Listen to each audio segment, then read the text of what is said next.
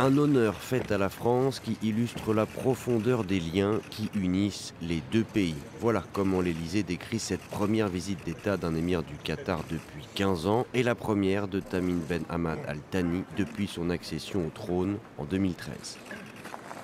Avec l'émir qatari grand argentier du Hamas et principal médiateur entre le groupe islamiste et Israël depuis les massacres du 7 octobre, le président français a renouvelé son appel à un cessez-le-feu au Proche-Orient.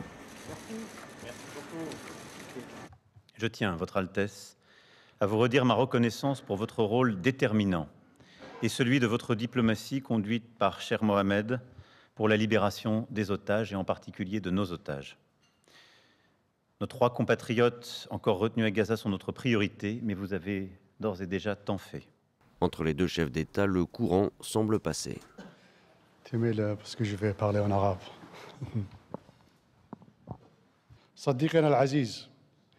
Cher ami, la France est une lumière de liberté et d'égalité.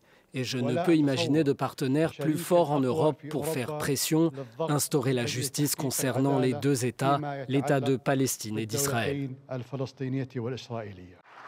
Parmi les invités remarqués, Nicolas Sarkozy, grand artisan du rapprochement entre Paris et Doha pendant son mandat présidentiel, il était placé à la table d'honneur entre Brigitte Macron et le président du PSG.